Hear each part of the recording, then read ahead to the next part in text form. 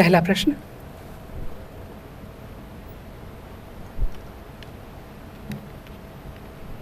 नमस्कार सर, मैं अक्षय, कक्षा 11वीं बी का छात्र, सर्वोदय शहर शिक्षा उच्चतर माध्यमिक विद्यालय नानकपुरा मोतीबाग नंबर 2 से हूँ। सर, जब आप प्रधानमंत्री बने तो गांधीनगर से नई दिल्ली आने पर आपको कैसा महसूस हो रहा है और आपकी गतिविधियों में क्या बदलाव आया है? फर्क तो बहुत लग रहा है। एक तो मुझे समय नहीं मिला है अभी दिल्ली देखने का ऑफिस से घर, घर से ऑफिस, यही मेरा क्रम चल रहा है। लेकिन मैं समझता हूँ आप पूछना क्या चाहते हैं। वैसे कोई बड़ा फर्क मैं महसूस नहीं करता। मुख्यमंत्री के कार्य में और प्रधानमंत्री के कार्य में विषय वस्तु बदलते होंगे, दायरा बदलता होगा, जिम्मेवारियां जरा ज़्यादा बढ़ती होगी, लेकिन व्यक्ति के जीवन में कोई ज़्यादा फर्क नहीं आता है। उतनी ही मेहनत करनी पड़ती है, शायद थोड़ी ज़्यादा करनी पड़ती है, उतना ही जल्दी उठना पड़ता है, देर रात तक काम करना पड़ता है। और राज्य में थे तो एक आध शब्द इधर उधर हो जाए तो बड़ा टेंशन नहीं रहता था।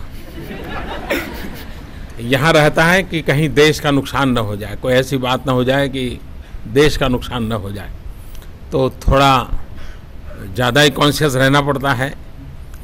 लेकिन मैं इतना कह सकता हूँ कि मुख्यमंत्री कार्य का अनुभव होने के कारण इस दायित्व को संभालने में, समझने में और अफसरों के साथ काम लेने में मुझे कोई ज़्यादा दिक्कत नहीं आई। बहुत सरलता से मैं इसको कर पाया हूँ। और आगे देखेंगे कोई अगर ऐसा बदलाव नजर आए तो। Thank you sir. Thank you. अगला प्रश्न।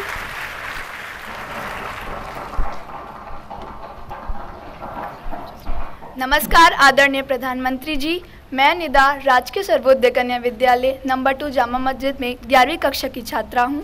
सर, मैं आपसे ये प्रश्न करना चाहती हूँ कि सर, आपके जीवन में किसका सबसे अधिक योगदान रहा है, आपके अनुभवों का या आपके शिक्षकों का? बड़ा टिकलिश सवाल है क्योंकि हमें पढ़ाया जाता है कि अनुभव ये सबसे बड़ा शिक्षक है, ऐसा कहा जाता है। लेकिन मैं जरा उसको अलग तरीके से समझाता हूं। अगर आपको सही शिक्षा नहीं मिली है तो अनुभव भी आपको बर्बाद करने का कारण भी बन सकता है या आगे बढ़ने का अवसर ही बन सकता है।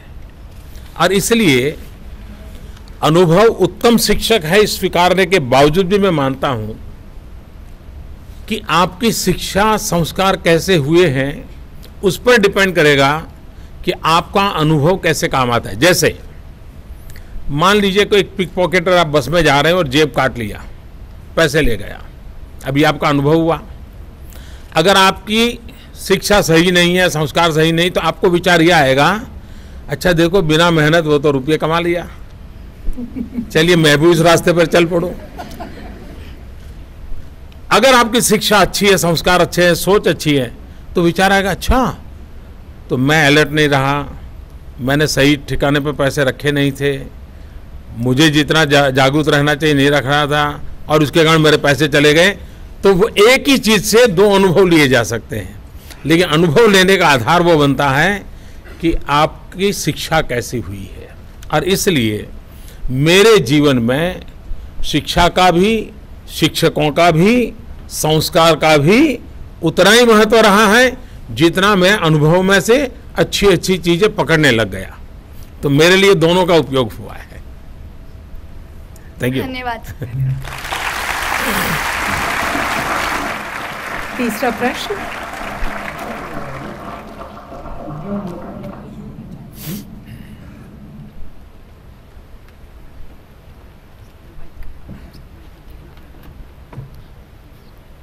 नमस्कार। नमस्ते। मेरा नाम सिंपल है। मैं RK Puram sector 5 government college senior secondary school में पढ़ती हूँ। सर, क्या आपने एक बालक के तौर पर कभी सोचा है कि आप भारत में एक दिन प्रधानमंत्री बनेंगे? क्या आपने सोचा है कि आप विश्व भर में प्रसिद्ध होंगे? मैंने कभी नहीं सोचा क्योंकि मेरा जो बैकग्राउंड है वह बहुत सामान्य परिवार से हूँ और मैं तो कभी स्कूल में मॉनिटर का चुनाव भी नहीं लड़ा था तो ऐसा तो सोचने का सवाल ही नहीं उठता था। और नहीं, और दूसरा धीरे धीरे करके मैंने जो पढ़ा है, अपने बड़ों से सुना है, उससे मुझे लगता है कि कभी कभी इस प्रकार की महत्वाकांक्षाएं बहुत बड़ा बोझ बन जाती है, बड़ा संकट बन जाती है। और इसलिए मैंने देखा है कि ज़्यादातर लोग दुखी रहते हैं इस बात के लिए कि उन्होंने कुछ बनने के सपने देखे होते हैं। सपने देखने चाहिए, लेकिन कुछ बनने के बजाय कुछ करने के सपने देखने चाहिए। कभी क्या होता है कि मान लीजिए हम छोटे होते हैं तो परिवार में कोई भी मेहमान आता है तो हमारे मम्मी पापा क्या करते हैं, सबको परिचय करवाते हैं। ये बेटा है ना, उसको डॉक्टर बनाना है, ये बेटी है, इसको इंजीनियर बनाना है। तो दिमाग में बचपन से ही घुस जाता है कि मैं डॉक्टर बनना है, मुझे इंजीनियर बनना है। और 10वीं 12वीं कक्षा में आते आते गाड़ी लुढ़क जाती है फिर कहीं एडमिशन मिलता नहीं, तो और फिर कहीं नौकरी कर लेता है, कहीं टीचर बन जाता है, कुछ बन जाता है, तो जीवन भर गाली देता है अपने आप को। देखिए, डॉक्टर बनना था, टीचर बन गया, डॉक्टर बनना था, क्लार्क बन गया, डॉक्टर बनना था, ड्राइवर बन गया। वो जिंदगी भर रोता रहता है, जो बना है उसका आनंद भी नहीं ले पाता है। और इसलिए कुछ करने के सपने देखें और थोड़ा बहुत भी कर लें तो जीवन को इतना संतोष मिलता है, इतनी प्रेरणा मिलती है, इतना आनंद मिलता है और अधिक कुछ करने की ताकत भी मिलती है। और इसलिए मेरा आग्रह रहेगा सभी बाल मित्रों से, करने के सपने जरूर देखिए कि मैं इतना कर लूंगा, मैं ये कर लूंगा, मैं ये कर लूंगा। करते करते कुछ बन गए तो बन गए, नहीं बने तो नहीं बने। करने का आनंद बहुत रहेगा और इसलिए मेरे जीवन में ये बात बहुत काम आई है। धन्यवाद। Okay, thank you sir. अगला प्रश्न।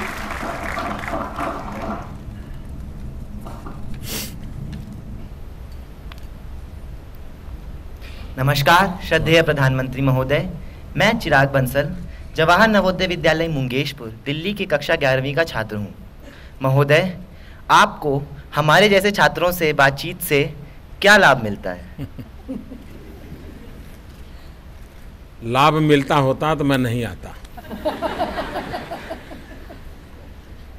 क्योंकि वो लोग ज़्यादा मुसीबत में होते हैं जो लाभ के लिए काम करते हैं। बहुत सारे काम होते हैं जो लाभ के लिए नहीं करने चाहिए, और जब लाभ के लिए नहीं करते हैं तो उसका आनंद कुछ अलग होता है। मैं देश के टीवी वालों का आभारी हूँ। एक बहुत अच्छा काम किया आज उन्होंने, मुझे समझ नहीं मिला लेकिन थोड़ा बहुत मैंने देखा। उन्होंने अलग अलग जगह पे बालकों को पूछा आज, अच्छा बताओ भी प्रधानमंत्री से आप क्या पूछना चाहते हो, क्या बात है। शायद बालकों को अपनी बात बताने का ऐसा अवसर इसके पहले कभी नहीं मिला होगा, और इसलिए मैं ये टीवी मीडिया वालों का बहुत आभार व्यक्त करता हूँ। उन्होंने बहुत उत्तम काम किया। सब बहुत सारे बालक बहुत सारी बातें आज टीवी पर बता रहे हैं। पहली बार मैं देख रहा हूँ कि आज पूरा दिन टीवी हमारे देश के इन बाल मित्रों ने ऑक्यूपाई कर लिया है। ये अच्छा है, ये अपने अच्छा है।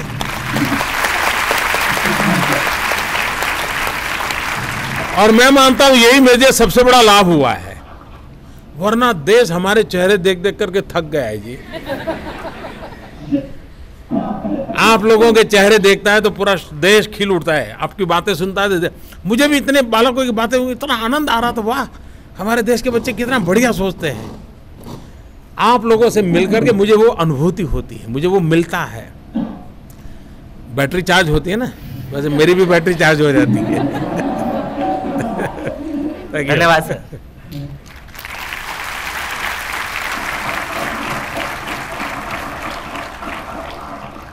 आइए बेटा पूछिए। A hearty good afternoon to all of you. Honorable Prime Minister Sir, I am Prerna of class 10 from Kendriya Vidyalaya Pragati Vihar. Sir, people say that you are like a headmaster, but you appear to us as friendly, sweetly and a kindly person. Sir, my question is that what kind of person are you in real life?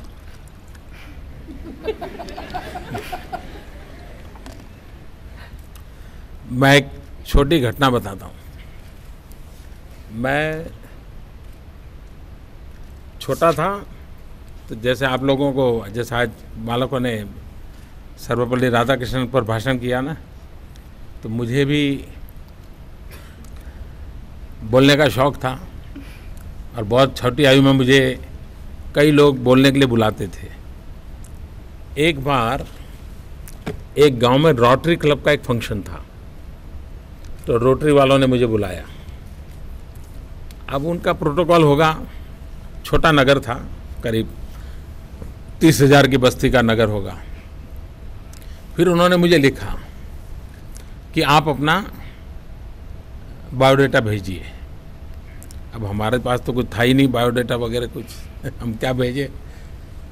उस कार्यक्रम में एक और सज्जन थे जो उस कार्यक्रम की अध्यक्षता कर रहे थे और शायद वो डोनेशन भी देते होंगे, तो शायद उनको बुलाया होगा उन्होंने।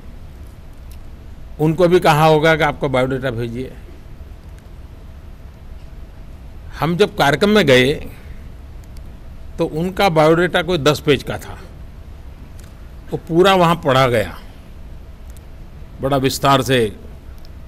जनवरी में क्या किया था और फरवरी में क्या किया था और मार्च में क्या किया था।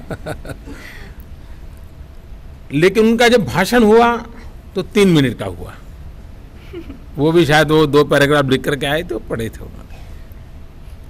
मुझे जब पूछा गया था कि आपका बायोडाटा भेजिए, तो मैंने जवाब लिखा था। मैंने लिखा था कि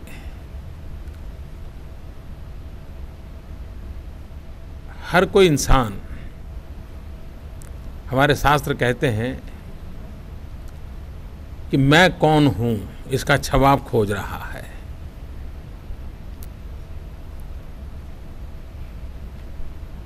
किसी को पता नहीं वो कौन है, औरों को पता होता है वो कौन है। जिस पल इंसान जान लेता है कि मैं कौन हूं, फिर उसके जीवन की हर काम समाप्त हो जाते हैं और संतोष मिल जाता है।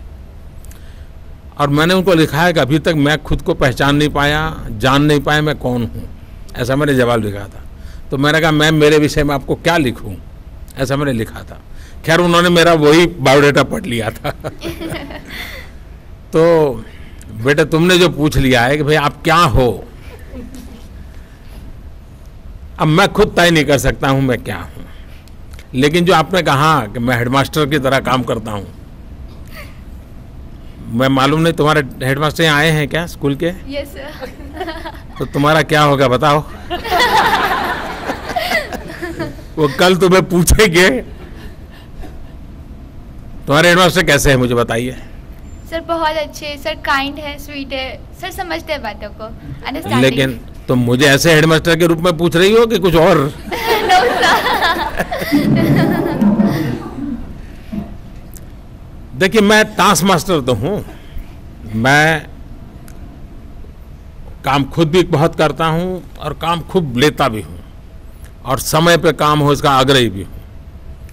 और शायद मैं इतना डिसिप्लिन न होता और मैंने शायद खुद से भी इतना ही काम लिया है। ऐसा नहीं कि मैं अपने लिए तो सब रिलैक्सेशन रखता हूँ और औरों के लिए सारे बंधन डालता हूँ, ऐसा नहीं है। और इसलिए मैंने 15 अगस्त को सार्वजनिक रूप से हमारे सरकारी अफसरों को कहा था, अगर आप 11 घंटे काम करेंगे तो मैं 12 घंटे को तैयार हूँ, अगर आप 12 घंटे काम करें तो मैं 13 घंटे काम करने को तैयार हूँ। तो उस रूप में मैं काम करता हूँ। बाकी तो मैं नहीं जानता हूँ, अगर तुम्हारी स्कूल के जो हेडमास्टर हैं वो अच्छे हैं और मुझे उस रूप में देखते हो तो I am thank you for you. Thank you sir, thank you sir.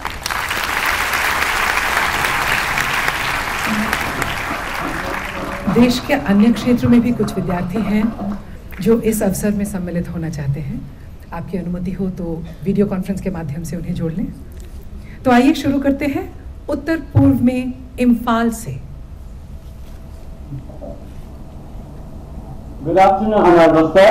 My name is Nixon Singh Ashram and I am currently studying in 12th science at Navodaya Vidyalaya Khumbong, Imphal West, sir. We wish you a happy Teachers' Day, sir.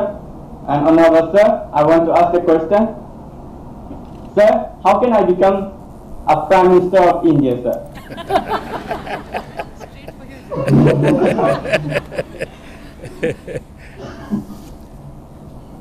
2024 के चुनाव की तैयारी करो।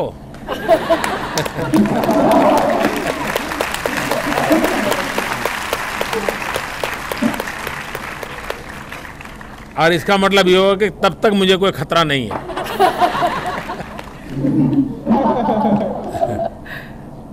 धन्यवाद sir. देखिए, भारत एक लोकतांत्रिक देश है और हमारे संविधान निर्माताओं ने हमें इतनी बड़ी सौगात दी है कि हिंदुस्तान की जनता का अगर आप विश्वास जीत लेते हैं, देश की जनता का प्रेम संपादन कर सकते हैं, तो हिंदुस्तान का कोई भी बालक इस जगह पर पहुंच सकता है। मेरी आपको बहुत शुभकामनाएं हैं और जब आपके प्रधानमंत्री पद के शपथ हो तो मुझे शपथ समारोह में जरूर बुलाना।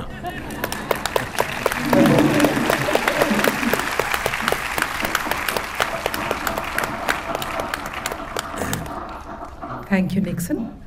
अगला सवाल भुज से। नमस्कार माननीय प्रधानमंत्री जी, मैं विपुल कुमार कक्षा 11वीं विज्ञान केंद्रीय विद्यालय क्रमांक 2 थल सेना भुज से। मेरा प्रश्न आपसे यह है सर अभी आप जापान गए, आपने वहां एक विद्यालय को भी देखा। सर, आपको हमारे यहाँ की शिक्षा और जापान की शिक्षा में क्या अंतर नजर आया? मैं इस बार जापान गया तो मैंने सामने से ये कहा था कि मैं वहाँ की शिक्षा प्रणाली को ज़रा समझना चाहता हूँ, मैं देखना चाहता हूँ। तो वहाँ मैं एक प्राइमरी स्कूल में भी गया था और वहाँ मैं एक विमेंस यूनिवर्सिटी में भी गया था। प्राइमरी स्कूल में जाकर के मेरी कोशिश ये थी कि उनकी शिक्षा प्रणाली को समझना। उनके यहाँ टीचिंग न के बराबर है, न के बराबर है। आपको लगता होगा कि ऐसी कैसी स्कूल जहाँ टीचिंग ही नहीं है, लेकिन वहाँ 100% लर्निंग है। वहाँ की सारी कार्यशैली ऐसी है कि बालक को सीखने का अवसर मिलता है और खुद उसमें कुछ न कुछ करता है। वो पार्ट ऑफ द प्रोसेस होता है, ये उनका बड़ा आग्रह रहता है। दूसरा, मैंने देखा कि हर बालक गजब की डिसिप्लिन है। माँ बाप स्कूल छोड़ने नहीं आते हैं, नियम है, माँ बाप स्कूल छोड़ने नहीं आएंगे। पद्धति ये है कि हर 25 कदम पर पेरेंट्स खड़े रहते हैं और उस यूनिफॉर्म वाले बालक वहाँ से निकलते हैं तो एक पेरेंट उस बालक को 25 कदम दूर दूसरे पेरेंट को निगरानी में हैंड ओवर करता है, जाता नहीं है, देता है। इसके कारण क्या हुआ है कि सभी पेरेंट्स सब बच्चों के साथ समान ट्रीटमेंट देते हैं। अपने ही बच्चों को संभाल के लाना, बढ़िया गाड़ी में ला करके छोड़ देना, ऐसा नहीं। हर एक बच्चों को अपने स्कूल पैदल जाते हैं, जाते समय पेरेंट्स उनको देखते हैं। ये प्रयोग माँ बाप का सभी बच्चों के प्रति समान भाव का एक संस्कार का बड़ा गजब व्यवस्था मेरे मन को छू गई है। तो ऐसी बहुत छोटी छोटी चीज़ें मैंने ऑब्जर्व की हैं, मुझे काफ़ी अच्छी लगी है। टेक्नोलॉजी का भरपूर उपयोग हो रहा है, छोटे छोटे बालक भी टेक्नोलॉजी के माध्यम से चीज़ों को जानने समझने की कोशिश करते हैं। दो चीज़ों पर ज़्यादा मैंने देखा है कि एक साइंटिफिक टेम्परामेंट, इस पर उनका काफ़ी यानी प्रोसेस ही ऐसी है कि वो उस प्रकार से सोचता है। डिसिप्लिन सहज है, स्वच्छता बहुत सहज है, और आदर करना, वो थोड़े झुकते हैं आदर करने के लिए, जैसे हम नमस्ते करते हैं वैसे हर एक के व्यवहार में नजर आता है, हर एक के व्यवहार में नजर आता है। तो ये संस्कारों के कारण होता है। तो हमारे में और उनमें इन बातों में तो काफ़ी बड़ा फर्क नजर आया मुझे। धन्यवाद sir.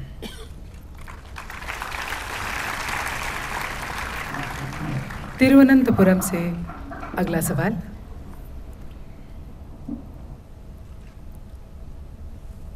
Yes, Thiruvananthapuram, you can start. हाँ, Thiruvananthapuram please. Good evening, Honorable Prime Minister, sir. This is Rakshanya Shekhar of Class 11 from Kendra Vidyalaya Pattam, Thiruvananthapuram. And sir, our question is, so if you were a teacher, whom would you concentrate more on? An intelligent student who is lazy or an average student who is very hardworking? बड़ा टेढ़ा सवाल है। उसने पूछा अगर आप शिक्षक होते तो कैसे विद्यार्थी आपको पसंद आते?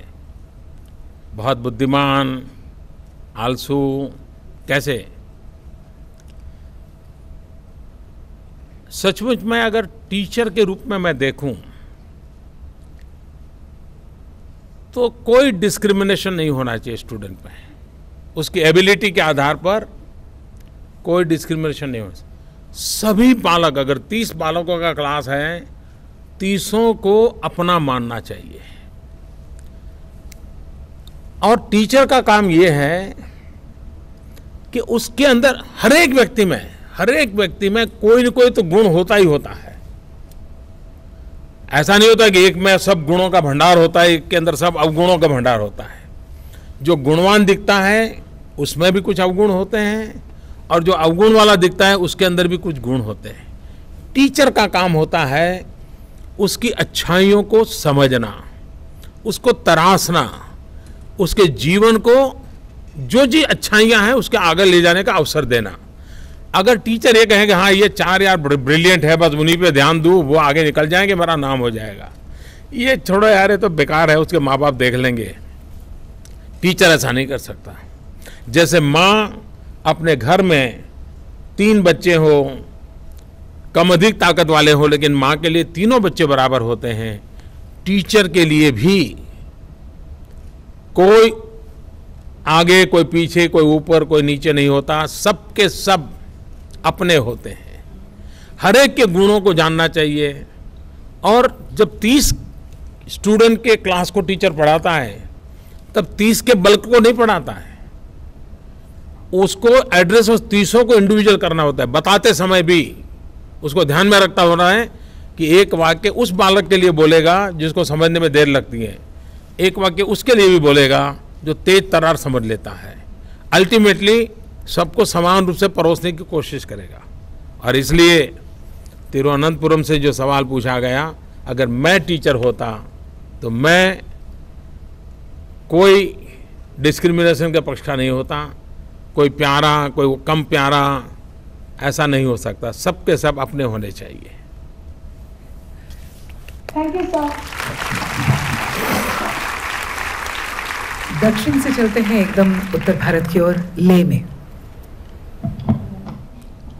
आदरणीय प्रधानमंत्री महोदय जी, नमस्ते और जुले। मेरा नाम लिग्जिन आंगो है। मैं केंद्रीय विद्यालय लेह में कक्षा 8वीं की छात्रा हूँ।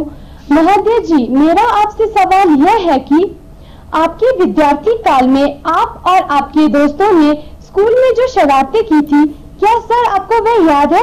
और सर, उन शरारत भरी यादों में से आप हमारे साथ कुछ बांटना चाहेंगे?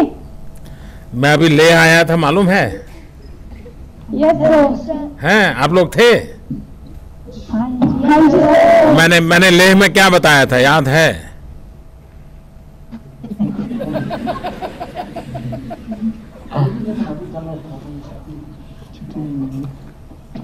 मैं पहले बहुत आता था ले, और जब मैं ले आता था तो ये दिल्ली के हमारे जो साथी थे वो मुझे कहते थे कि मोदी जी ले जा रहे हो, तो आते समय वहाँ से गोभी आलू जरूर ले आना, मालूम है ना? लेह में ऑर्गेनिक फार्मिंग के कारण बहुत अच्छी गोभी और आलू मिल जाते हैं। तो मैं काफ़ी ढेर सारा वापस आते समय ले आता था जब वहाँ मैं काम करता था।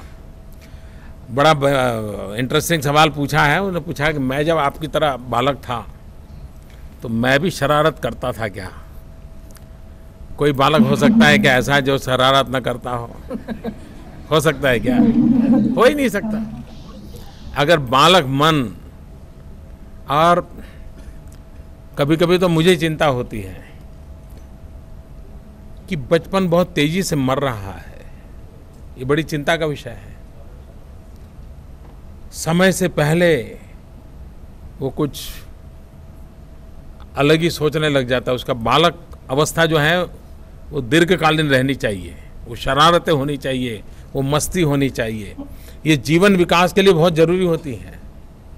मैं भी शरारत करता था। मैं एक बता दूं कैसी। आप जानते होंगे वो बजाते हैं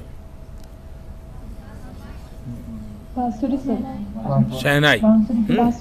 तो शादी जहाँ होती है ना तो बाहर शहनाई बजाने वाले बैठते हैं। शादी के जब होता है तो किसी के यहाँ शादी ऐसी होती और शहनाई वाले बजाते, तो हम 2-3 दोस्त थोड़े शरारती थे, तो हम क्या करते, तो वो शहनाई बजाता है तो हम इमली लेकर के वहाँ जाते थे और वो जब बजाते थे तो इमली दिखाते थे। पता है इमली दिखाने से क्या होता है? क्या होता है? आप मन में कल्पना कीजिए इमली की, क्या होता है? मुंह में पानी आता है ना तो बजा नहीं पाता था।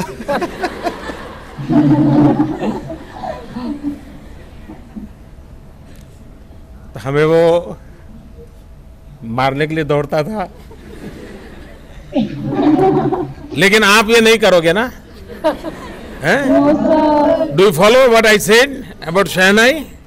ले, No, sir. Do you follow what I was talking to? Yes, sir. हाँ। और एक जरा और थोड़ी जरा अच्छी नहीं लगने वाली बात बता दूं, बताऊं? लेकिन आप प्रॉमिस करिए आप लोग नहीं करेंगे, पक्का? पक्का? Yes, sir. हम किसी की शादी होती थी तो चले जाते थे और लोग शादी में खड़े होते हैं तो कोई भी 2 लोग खड़े हैं, कोई लेडी एंड जेंट्स, तो उनके पीछे कपड़े पकड़ के स्टेपलर लगा देते थे।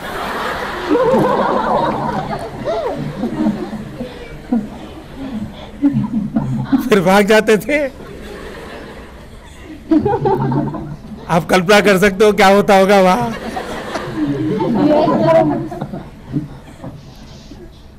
लेकिन आपने मुझे प्रॉमिस किया है आप लोग कोई करेंगे नहीं ऐसा, हाँ?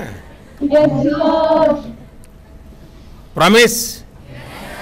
ले वाले बताइए प्रॉमिस। हाँ। धन्यवाद श्रीमान जी।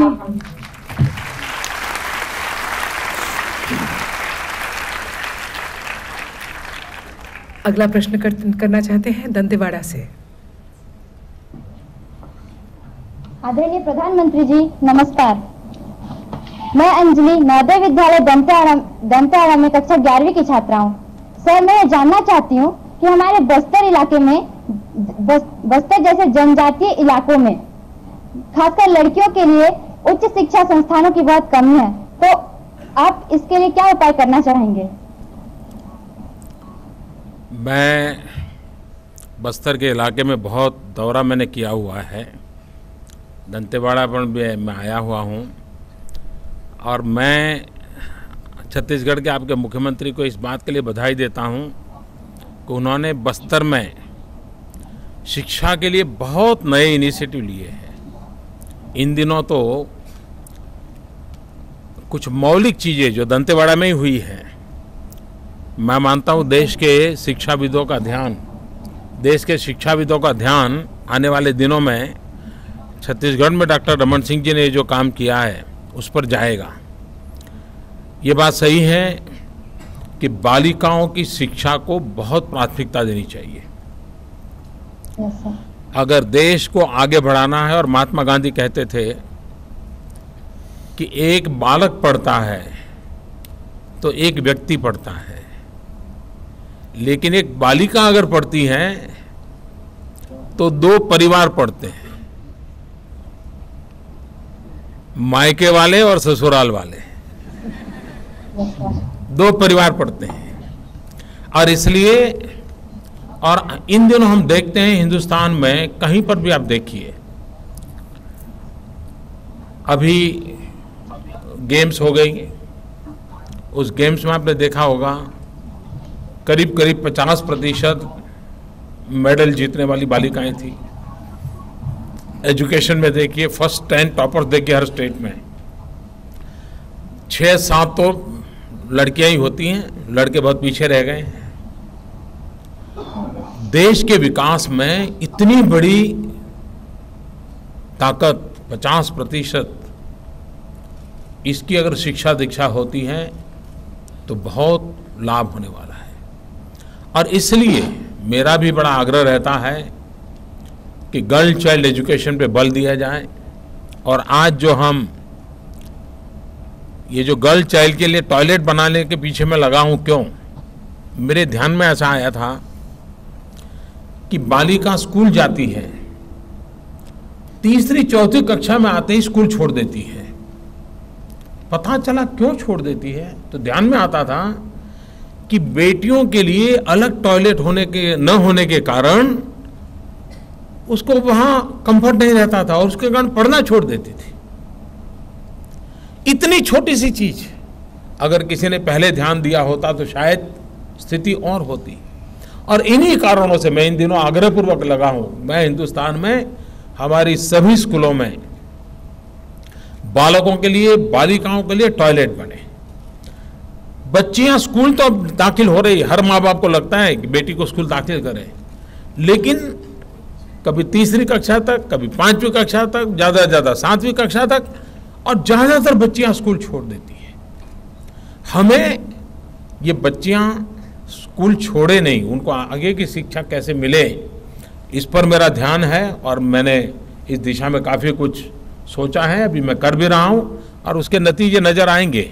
लेकिन मुझे खुशी हुई कि बस्तर जिले में आप लोगों को शिक्षा के विषय में इतनी चिंता है, इतना लगाव है, और एक बालिका के मन में ऐसा जब सवाल आता है ना तो बहुत आनंद होता है कि वो बालिकाओं की शिक्षा की चिंता एक बालिका कर रही है, वो भी दूर सुदूर बस्तर के जंगलों में से, जहाँ माओवाद के कारण लहूलुहान धरती हो चुकी है, वहाँ से शिक्षा की चिंता करने वाली एक बेटी, मैं मानता हूँ देश को जगाने की ताकत है इस सवाल में।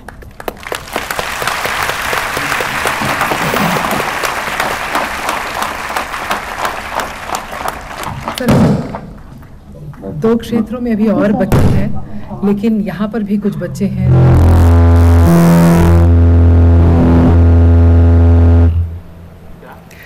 दो क्षेत्रों में अभी बच्चे और हैं जो इंतजार कर रहे हैं, उन्हीं से बात कर लें। हाँ बिल्कुल। Port Blair. नमस्कार माननीय प्रधानमंत्री महोदय, मेरा नाम सुदक्षिणा है। मैं कक्षा 10वीं की छात्रा हूँ और मैं केंद्र विद्यालय क्रमांक 1 से हूँ। मेरा प्रश्न आपसे यह है कि हम बच्चे देश की विकास एवं उन्नति में आपकी क्या मदद कर सकते हैं? देखिए, एक तो खुद अच्छे विद्यार्थी बने, ये भी देश की बहुत बड़ी सेवा है। हम एक अच्छे विद्यार्थी बने, हम सफाई के संबंध में कोई कॉम्प्रोमाइज न करें। आप में से कई बच्चों को मैं अगर पूछूं, स्कूल से जाते ही अपना जो स्कूल बैग है ऐसे ही जाते ही फेंक देते हैं, ऐसे कितने बच्चे हैं? सच बताइए आप। देखिए, कोई फोटो नहीं निकालेगा, बता दीजिए। फिर मम्मी क्या करती है, उठाएगी, ठीक रखेगी। और कुछ बालक होंगे, घर में कितने ही मेहमान बैठे होंगे, बहुत कुछ चलता होगा, लेकिन किसी पर ध्यान नहीं, सीधे अपने जहाँ स्कूल बैग रखते हैं वहाँ जाएंगे, स्कूल बैग ठीक से रखेंगे, जूते ठीक से निकालेंगे और फिर आकर के सबको नमस्ते करेंगे। इससे दो प्रकार के बालक होते हैं। अब आपको तय करना है कि अगर आप ढंग से जीते हैं तो आप वो देश सेवा करते हैं कि नहीं करते हैं। कुछ लोगों को लगता है भाई देश सेवा मतलब देश के लिए मरना, या देश सेवा मतलब सिर्फ राजनेता बनना। ऐसा नहीं है। हम मानो बिजली बचाओ, बिजली बचाने का विषय आप अगर घर में तय करो, और मैं ये सब बच्चों से कहता हूँ कि आप इस बार तय कर में घर जा कर के पूछिए अपने मम्मी पापा को कि अपना घर में बिजली का बिल कितना आता है। अभी तक आपने कभी नहीं पूछा होगा। बालक क्या करता है, मुझे ये चाहिए, कंपास चाहिए, मुझे ये चाहिए, टीचर ने ये मांगा है, उतना ही उसका घर के साथ संबंध, पैसों के समझ में आता है। मुझे आज दोस्तों के साथ यहाँ जाना है, मम्मी इतना पैसा दे दो, ये आता है। कभी घर के कारोबार में आपने इंटरेस्ट लिया क्या? एक काम कीजिए, आप घर में मम्मी पापा सब जब खाना खाने के लिए बैठे तो पूछिए कि अपने घर का बिजली का बिल कितना आता है। पूछिए उनको, फिर उनको कहिए अगर ये 100 रुपये बिल आता है, हम क्या 90 रुपये बिल ऐसा कर सकते हैं क्या? 50 रुपये का बिल आता है, 45 रुपये हो जाए बिल, ऐसा कर सकते हैं क्या? कैसे कर सकते हैं? चर्चा करो घर में। बिजली कम उपयोग में हो, बिजली बर्बाद ना हो, ये कर सकते हैं। आप अगर अपने घर में बिजली बचाते हो तो आपके घर में तो लाभ होगा ही होगा, लेकिन किसी के गरीब के घर में बिजली का दिया जलेगा। ये बहुत बड़ी देश सेवा है।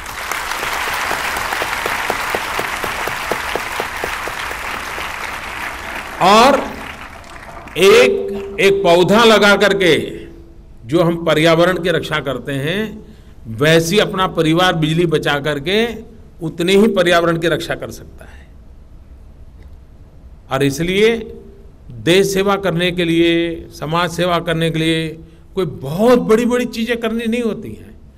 छोटी छोटी चीजों में देशभक्ति का प्रकटीकरण होता है, और उन छोटी छोटी चीजों पर हम ध्यान केंद्रित करें तो उससे बड़ी देश सेवा क्या होती है?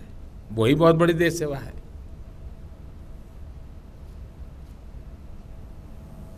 Thank you. धन्यवाद। और तिनसुकिया के बच्चे हैं। नमस्कार सर। नमस्ते। I am Anisha, a student of class 11 science. Sir, me and my friends here from Kendriya Vidyalaya Tinsukia wish you a very happy Teachers' Day. Sir, my question to you is that we in Assam feel very concerned about climate change and its consequences. Sir, how can you help and guide us to protect our pristine environment?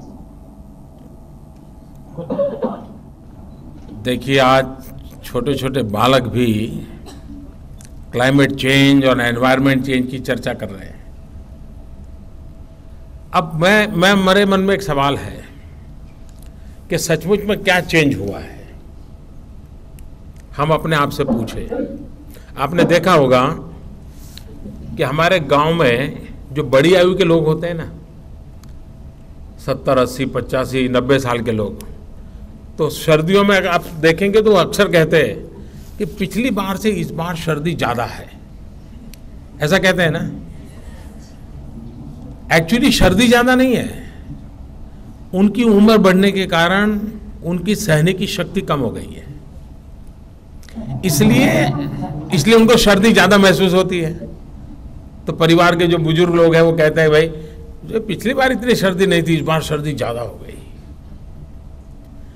वैसे ही ये climate change नहीं हुआ है, हम change हो गए हैं, हम बदल गए हैं, हमारी आदतें बदल गई हैं, हमारी आदतें बिगड़ गई हैं, और उसके कारण पूरे पर्यावरण का हमने नुकसान किया है।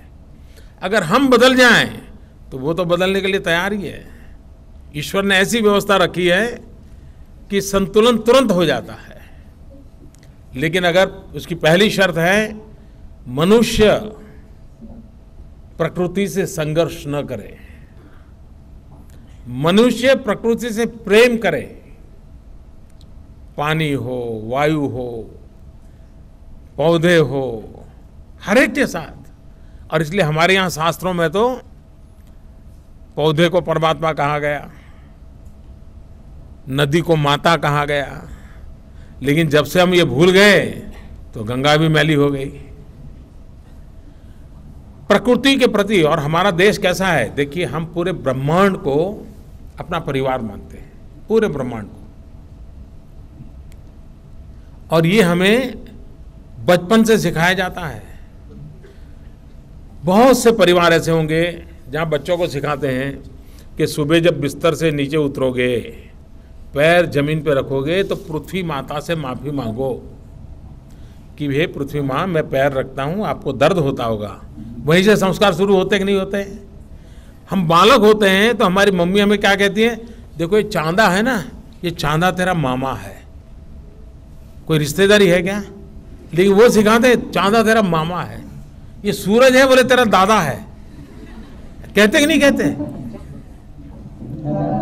ये चीजें हमें सहज रूप से, ये पर्यावरण की शिक्षा हमारे सहज जीवन में थी, लेकिन पता नहीं ऐसा बदलाव आया, अपना सब बुरा है, इतना हमें मार ठोक करके दिमाग में भर दिया गया है, और उसके कारण हमारी हालत हो गई है। मुझे अभी नागपुर के मेयर मिले थे, मैं पिछले दिनों नागपुर गया, तो नागपुर के मेयर ने मुझे बहुत बढ़िया बात बताई। उन्होंने कहा कि वो पूर्णिमा की रात को स्ट्रीट लाइट बंद कर देते हैं, स्ट्रीट लाइट बंद करते हैं, और शुरू में बोले हमने प्रयोग किया 2-3 घंटे के लिए स्ट्रीट लाइट बंद करने का, तो पहली बार, और लोगों को हमने घोषणा की चलो चांदनी रात है, सब लोग बाहर आइए। तो 2-3 घंटे तक मेले जैसा माहौल रहा, सब लोग घर त्योहार रहे, लाइटें बंद थी, चांदनी का लोग मजा रहे थे। लोगों ने अपने घरों में भी बिजलियां बंद रखी चांदनी का आनंद लेने के लिए। आप में से बहुत बच्चे ऐसे होंगे, मैं अगर पूछूं आप में से कितने हैं जिन्होंने सूर्योदय देखा है?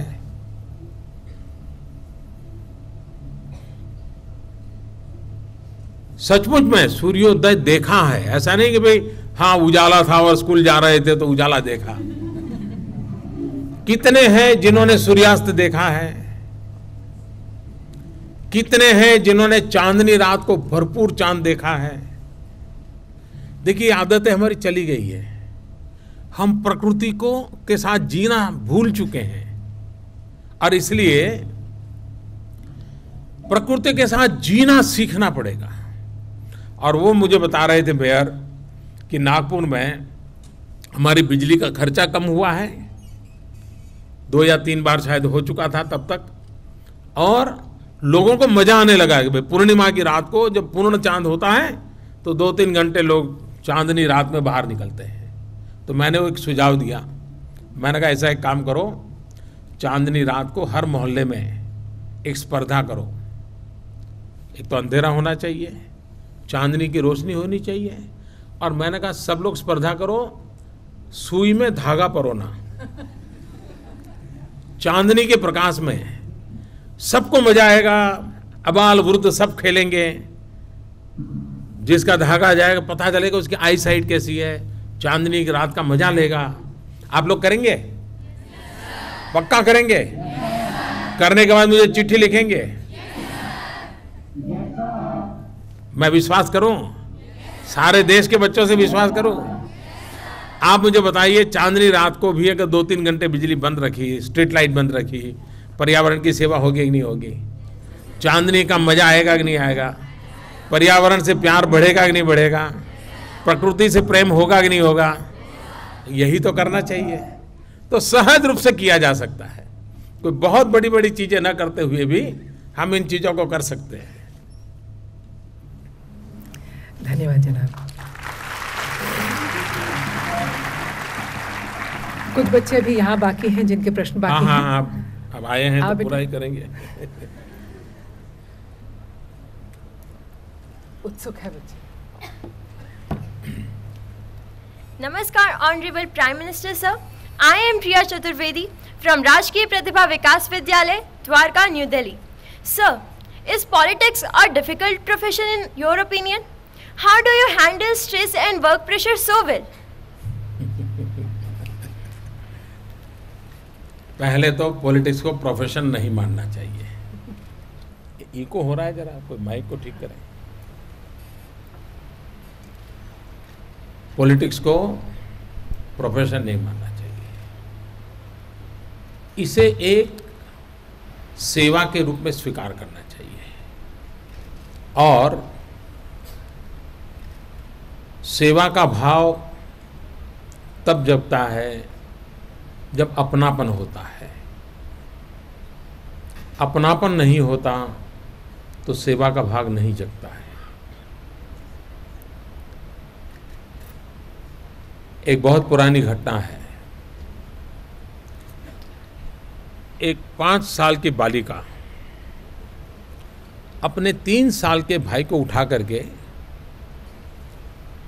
बड़ी मुश्किल से उठा पा रही थी, लेकिन उठा करके एक छोटी सी पहाड़ी चढ़ रही थी। तो एक महात्मा ने उसे पूछा,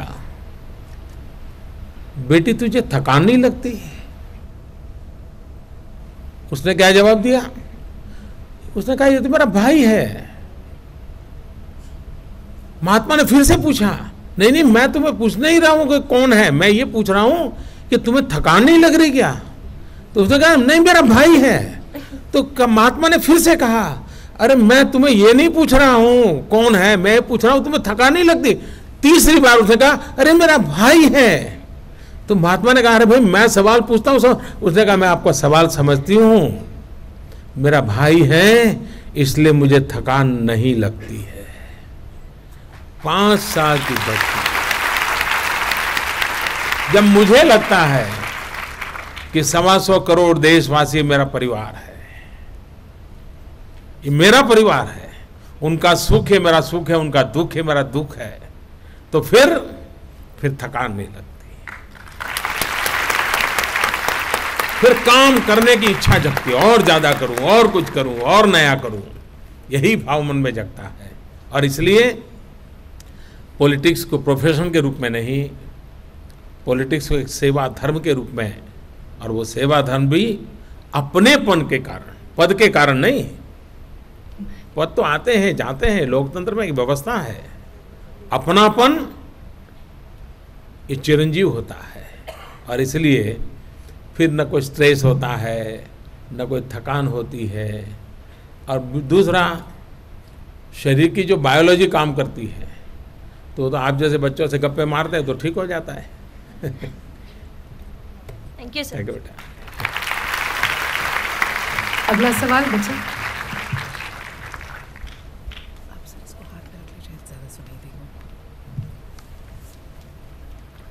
नमस्कार। आदरणीय प्रधानमंत्री जी, मेरा नाम सूरज दीवान है। मैं केंद्रीय विद्यालय आईने कॉलोनी का छात्र हूं और कक्षा 12वीं में पढ़ता हूं। सर, जब आप गुजरात के मुख्यमंत्री थे तब आपने गुजरात पढ़ो यानी कि वाचे गुजरात नाम से एक अभियान शुरू किया था। मैं आपसे यह जानना चाहूँगा कि क्या राष्ट्रीय स्तर पर ऐसा ही कोई अभियान शुरू करने के बारे में आपने विचार किया है? ऐसा तो विचार नहीं किया है, लेकिन एक और बात मेरे मन में चल रही है, वो है डिजिटल इंडिया। और जब मैं डिजिटल इंडिया की बात कर रहा हूं तो मेरा आग्रह है कि आधुनिक टेक्नोलॉजी हमारे छात्रों तक पहुंचे और सभी भाषाओं में पहुंचे, और वो उस टेक्नोलॉजी के माध्यम से इंफॉर्मेशन कम्युनिकेशन टेक्नोलॉजी का लाभ लेते हुए, इंटरनेट का लाभ लेते हुए, ब्रॉडबैंड कनेक्टिविटी का लाभ लेते हुए उनको आदत लगे नई नई चीजें खोजने की, देखने की, पढ़ने की, समझने की।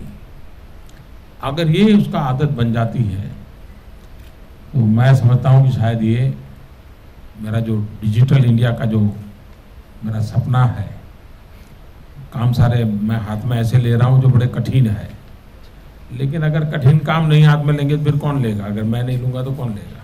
तो मैं ले रहा हूं।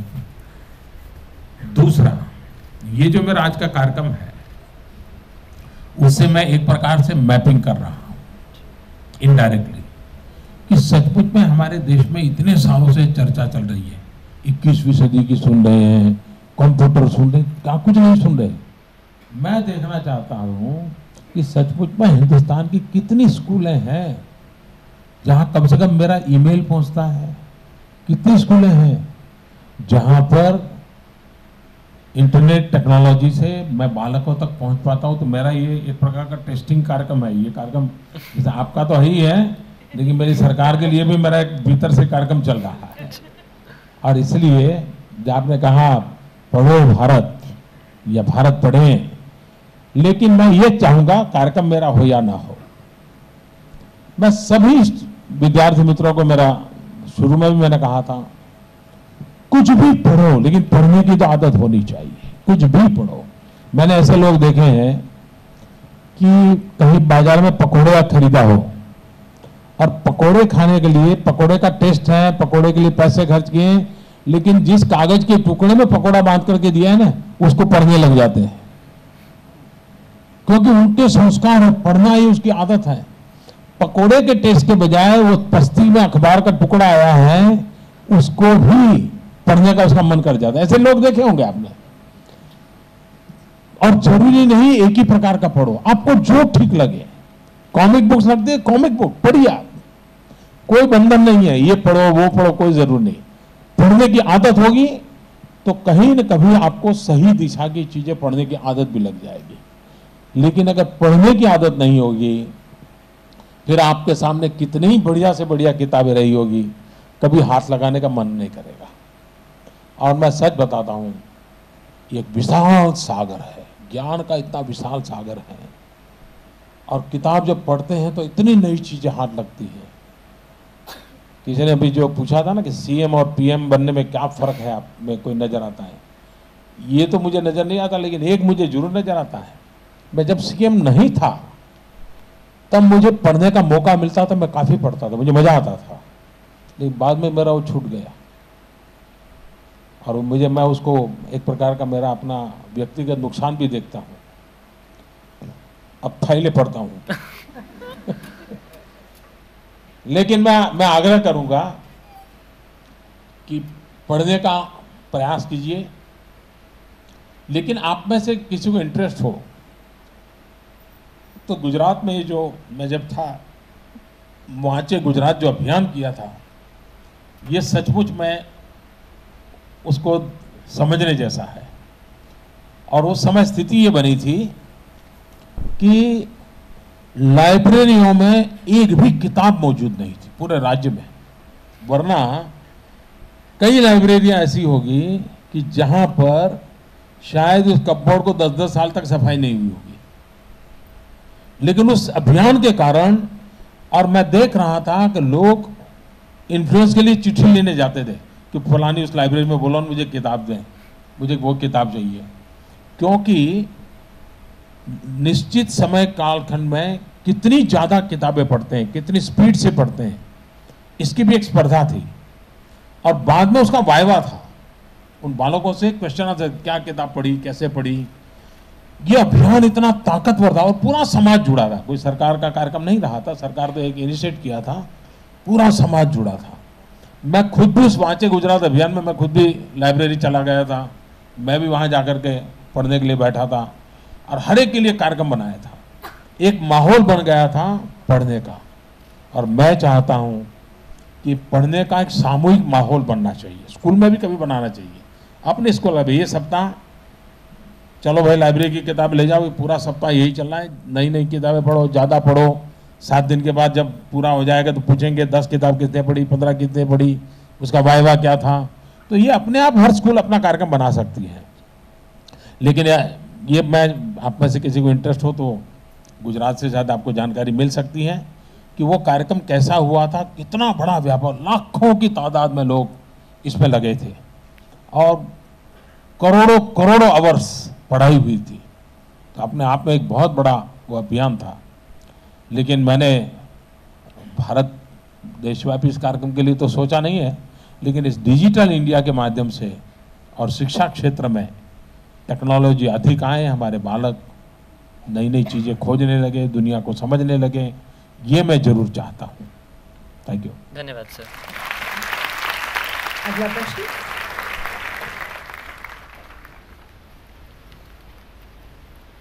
Good afternoon, Honorable Prime Minister Sir, and first of all, Happy Teachers' Day.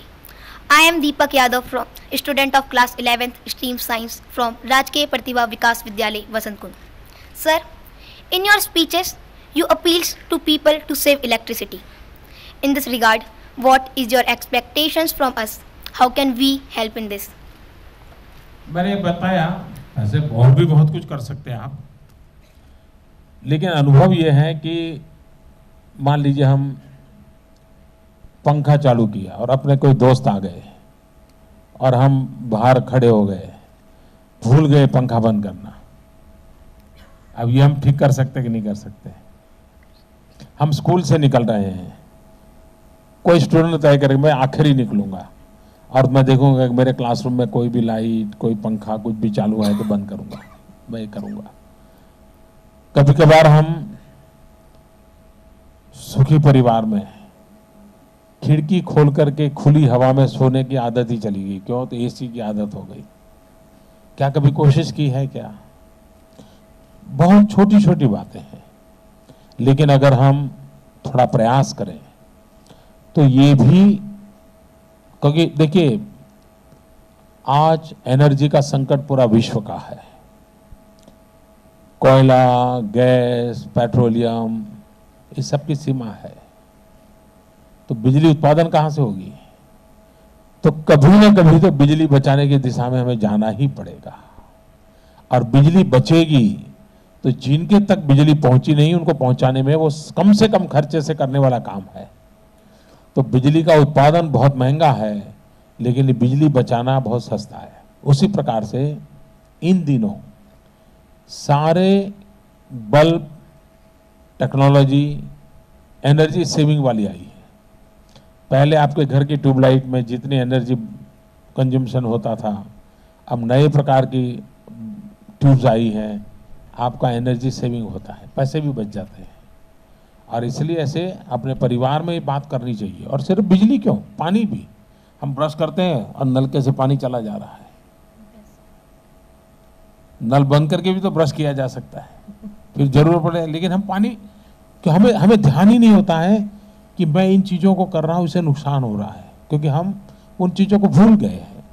फिर एक बार सारे शिक्षक अगर स्कूल में याद कराएंगे, सब परिवार में माहौल बनेगा और हम सब एक दायित्व लेकर के करेंगे तो ये काम होगा।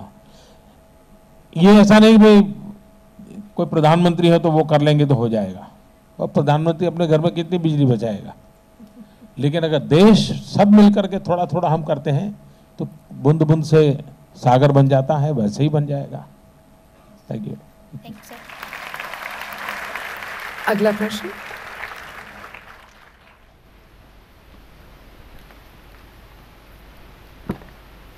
A very good afternoon to you, sir.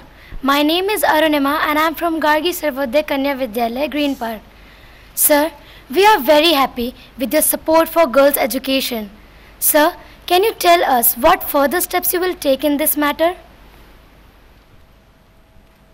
एक तो सबसे बड़ी जो चिंता का विषय है, 5वीं कक्षा के बाद बालिका को अपने गांव से दूसरे गांव पढ़ने के लिए जाता है तो माँ बाप भेजते नहीं है। उनको लगता है नहीं बच्ची नहीं जाएगी, और वहीं से उसकी बेचारी की जिंदगी को रुकावट आ जाती है। और इसलिए बालिका को अपने घर से निकट अधिकतम शिक्षा कैसे मिले, उसको शिक्षा छोड़नी ना पड़े। 6th, 7th और 7वीं 8वीं के बाद तो फिर संकट नहीं रहता, फिर वो बच्ची भी उतनी मैच्योर हो जाती है, माँ बाप को भी विश्वास हो जाता है कि अब बेटी को भेज सकते हैं, तो फिर उसको चिंता नहीं होती है। तो इस दिशा में हम काम कर रहे हैं, सब राज्यों से भी बात कर रहे हैं कि अधिकतम बालिका के लिए निकटतम स्कूल मिले। ये अगर हो गया तो उसको शिक्षा में सुविधा रहेगी। दूसरा है quality of education. Quality of education में हम टेक्नोलॉजी का भरपूर उपयोग करना चाहते हैं। आज कहीं का दूर सुदूर गांव में अच्छा टीचर जाने को तैयार नहीं, शहर में रहना चाहता है, तो उपाय क्या?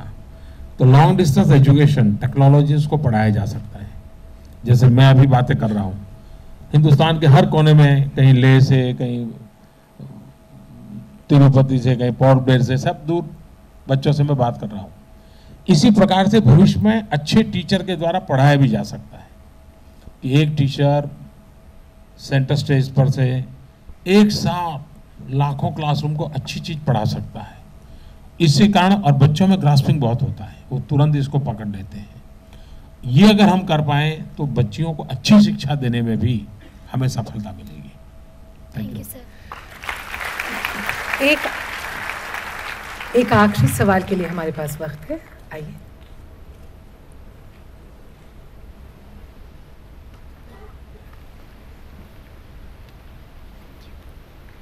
नमस्कार सर, माननीय प्रधानमंत्री जी, मेरा नाम शिवांगी है। मैं एनडीएमसी नवयुग स्कूल लक्ष्मीबाई नगर की छात्रा हूँ।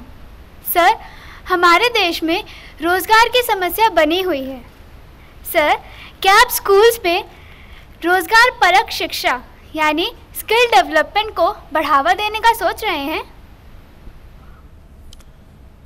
सारी दुनिया में समृद्ध से समृद्ध देश भी एक बात पर बल दे रहे हैं, स्किल डेवलपमेंट। एक घटना सुनाता हूं मैं, उससे आपको ध्यान में आएगा कि स्किल डेवलपमेंट का कितना महत्व है। आप लोगों ने आचार्य विनोबा भावे का नाम सुना होगा।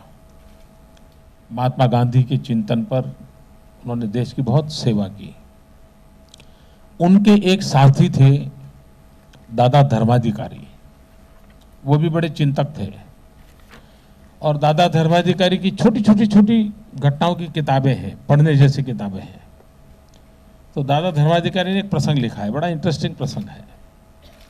कोई एक नौजवान उनको मिलने गया और उसने कहा कि दादा कुछ नौकरी का करिए। वो पहचानता था उनको, मेरे लिए कुछ नौकरी के लिए कुछ कीजिए, किसी को बता दीजिए को। तो उन्होंने पूछा, भाई तुम्हें क्या आता है? तो उसने कहा, मैं एमए हूं। तो कहा, नहीं तुम एमए हो, तुम्हें क्या आता है? तो कहा, मैं एमए हूं। तो कहा, नहीं भाई एमए हो वो तो बराबर तुम्हारी डिग्री है, तुम्हें क्या आता है? नहीं बोले मैं एमए हूं।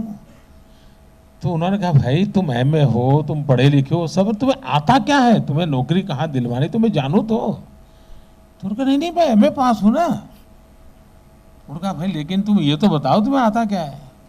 फिर उन्होंने उसको आगे बढ़ाया। उन्होंने कहा, अच्छा भाई बताओ। उस समय तो टाइपराइटर था, कंप्यूटर नहीं था। तुम्हें टाइपिंग करना आता है? नहीं बोले वो तो नहीं आता। तो ड्राइविंग करना आता है? नहीं बोले ये नहीं आता है। खाना पकाना आता है? नहीं बोले वो भी नहीं आता है। तो बोले कमरा वमरा साफ सफाई करना आता है? नहीं बोले वो भी नहीं आता है। तो बोले तुम एमए हो लेकिन करोगे क्या? ये दादा धर्माधिकारी ने अपना एक संवाद लिखा है। कहने का मतलब ये है कि हमारे पास डिग्री हो, उसके साथ साथ हाथ में हुनर होना बहुत जरूरी है, स्किल होना बहुत जरूरी है। और इसलिए हर बालक के व्यक्तित्व के विकास के साथ उसको स्किल डेवलपमेंट का अवसर मिलना चाहिए। हमारे देश में सब बच्चे कोई हायर एजुकेशन में नहीं जाते। 7वीं में बहुत सारे बच्चे स्कूल छोड़ देते हैं, 10वीं में आते आते और छोड़ देते हैं, और कॉलेज में और बहुत अच्छी यूनिवर्सिटीज में जाने वाले तो बहुत कम बच्चे होते हैं।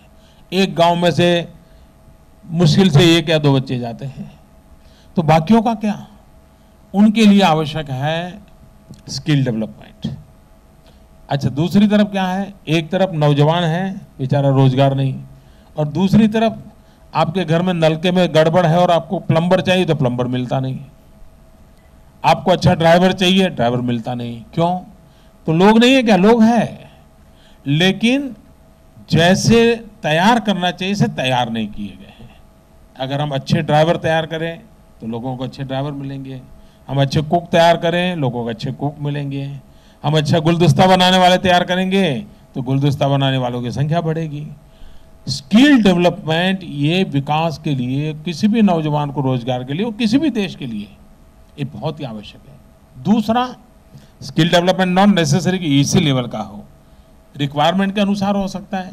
जिस क्षेत्र में औद्योगिक विकास होता है तो जिस प्रकार के लोगों की ज़रूरत पड़ती है, अब जैसे मैं जब गुजरात में था तो नैनो कार वहाँ बनना शुरू हुई, तो मैंने उनसे कहा, मैंने कहा ये अगल बगल के जो ITI की हैं उसमें आप अपना एक सिलेबस शुरू कीजिए ऑटोमोबाइल का, नैनो वाले ही करें, और वहाँ के बच्चों को आप ऑटोमोबाइल का ITI का ट्रेनिंग दीजिए, साल भर में आपकी कंपनी खड़ी हो जाएगी, साल भर वो बच्चे की ट्रेनिंग हो जाएगी।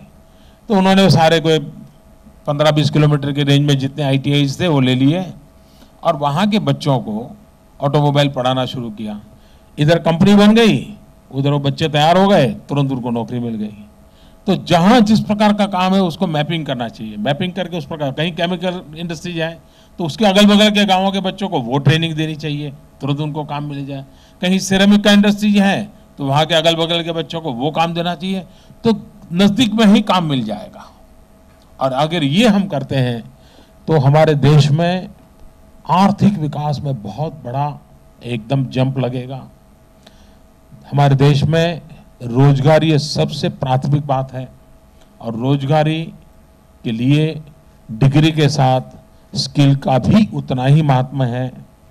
और ये अगर हम करने में सफल हुए, आने वाले दिनों में जो हमने कार्यक्रम उठाए हैं उसी बात को लिए ये सरकार ने अपना स्किल डेवलपमेंट का एक अलग मिनिस्ट्री बनाया है, अलग मंत्री बनाया है। तो उसको लेकर के हम फोकस एक्टिविटी कर रहे हैं और जिसका परिणाम बहुत ही निकट भविष्य में देखने को मिलेगा। थैंक यू बेटा, थैंक यू।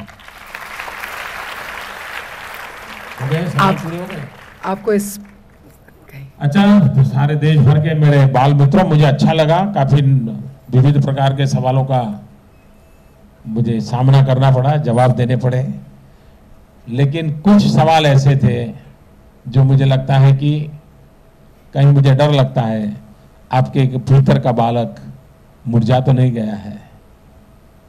बालक के सवाल बालक जैसे होने चाहिए। हमारे भीतर के बालक को कभी मुरझाने मत दीजिए, भीतर के बालक को जिंदा रखना चाहिए, वो आपको जिंदा रखता है। और इसलिए हंसते खेलते, ये उम्र ऐसी है बच्चे जिसमें बहुत कुछ नया जानना समझना हिम्मत होती है। छोटा बालक दीवार पे चढ़ना है तो डरता नहीं है, वो उसका मन करता है, चढ़ पाए नहीं चढ़ पाए अलग बात है, कोशिश करता है। वो वही तो बालक मन की ताकत होती है।